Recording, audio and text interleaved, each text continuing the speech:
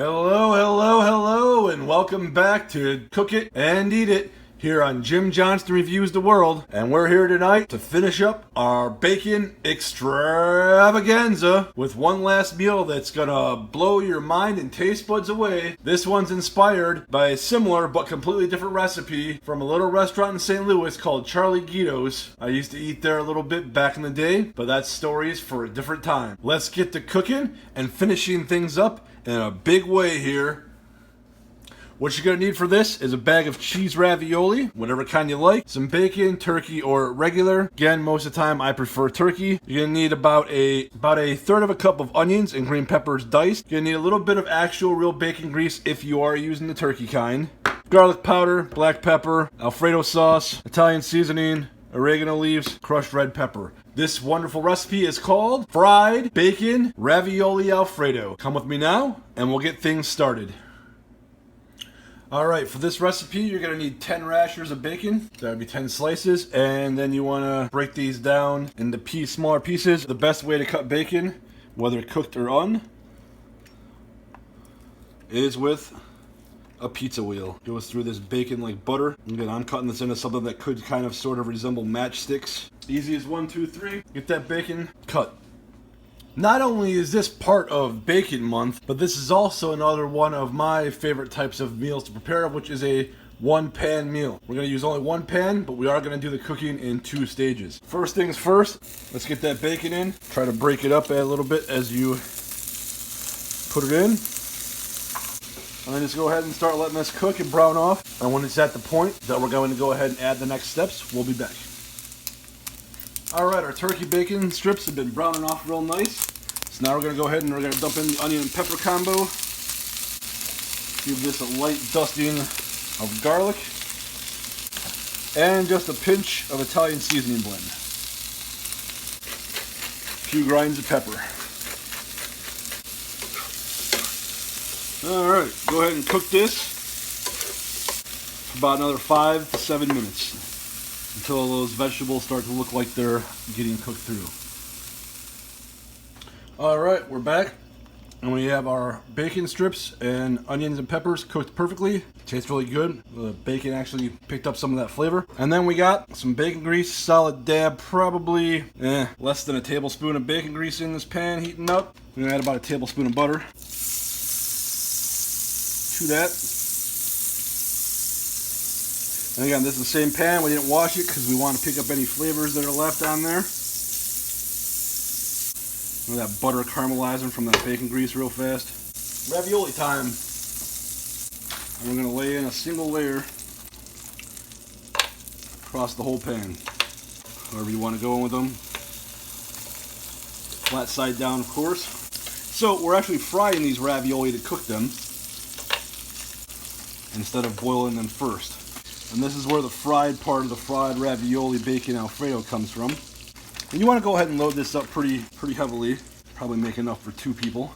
Alright, that looks about good. And we're going to let that go till it's toasted and brown and delicious on that bottom side. And then we're going to flip them. And right after the flip, that's when we'll be back to show you the next step. Alright, we're back here.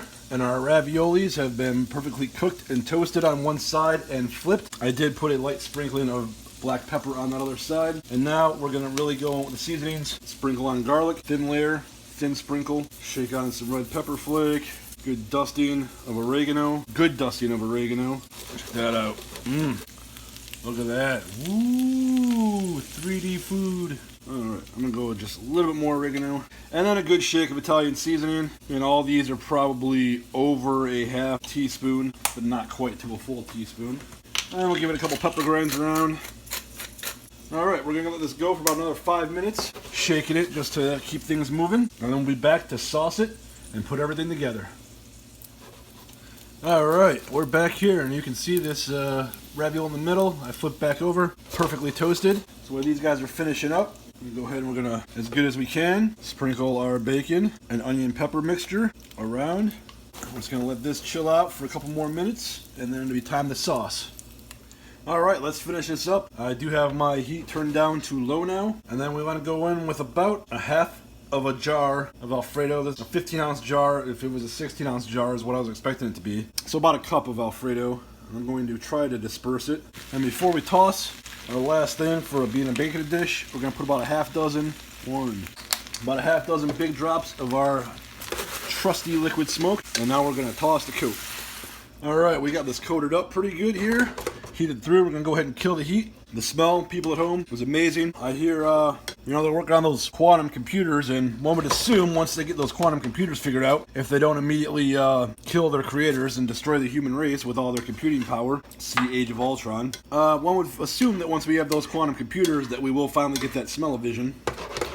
Now we're going to get ready to plate, and we are going to plate this on a bed of spinach because I've been making a bunch of these bacon meals for y'all. I know my body needs the vitamins and minerals and things that are awesome for your body in spinach, so we're going to go that way. So real quick, flip the set, and we'll be right back.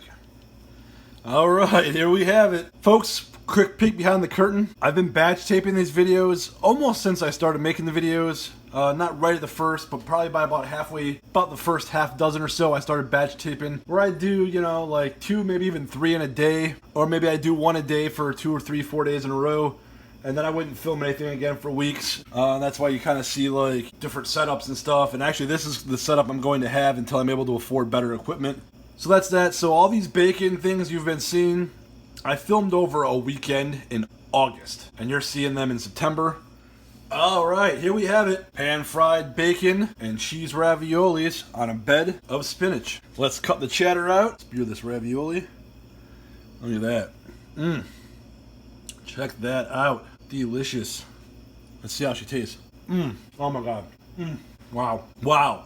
Just incredible. I couldn't be any happier with how all these recipes turned out for the Bacon Extravaganza I've been presenting to you guys over the last few weeks. They've all been phenomenal. This recipe is kind of loosely based on a recipe I used to get that had, it was a fettuccine Florentine with broccoli and spinach and strips of prosciutto. It's at Charlie Gitto's in St. Louis. So this is kind of based on that, but I just kind of threw it together and made it happen. And wow, I'm blown away by this. I'm blown away by this. The other recipes this month were all very good.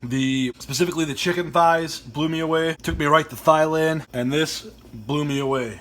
Wow. I want to wrap things up here. I'm going to take one more bite on camera. Wow.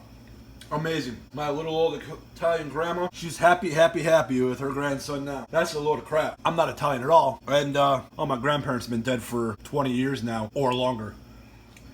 Well, folks, that'll do it for another fantabulous edition of Cook It and Eat It here on Jim Johnston Reviews the World. And if you like my stuff, please go on down below, like, and share this with your friends and family to help me grow the world. And one more thing, if you've stuck through me, if you've been here all through the entire Bacon Extravaganza, leave a comment below. Please, leave a comment below or go over to my Instagram and find my Instagram, which is at Jim Johnston Reviews the World. Same thing on Facebook. And leave me a comment somewhere. Let me know what your favorite of these recipes are. Go 2 ways. If you tried them, what was your favorite recipe that you tried? And the other way is just in terms of watching me, which one of these did you enjoy the most? Which one made you drool? Which one enticed you and got your attention the most? Just a little market research there. Thank you everybody for watching. Remember, from me to you, be weird, be free, and most importantly, be independent.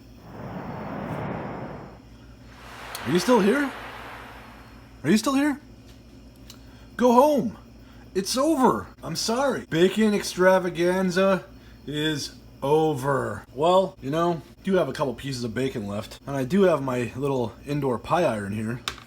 It is time for bacon peanut butter pie iron style. Elvis, you piece of crap. This is about to be something that you could never get your fat gums on. Alright, sorry folks, I have something against Elvis. Those who know why. Alright, so we got about 1.5 tablespoons of my favorite honey peanut butter. We got our pie iron heated up. And gotta break that bacon up in a little bit smaller pieces so we don't make a mess. Can we cram 2 pieces of bacon on here? Yes, we can. Yes, we can. You just have to believe that you can put more bacon on the sandwich, and then you can do it. I'm going to save the butter this time.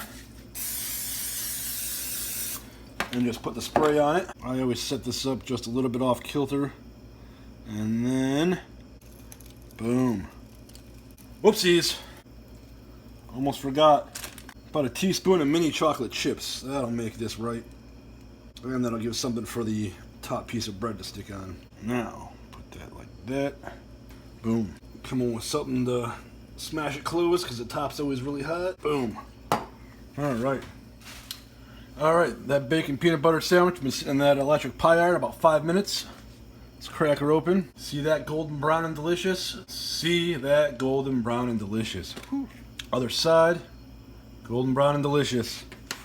Alright, let's see how this came out. I'm going to give it the old pizza roller treatment. Sorry about that.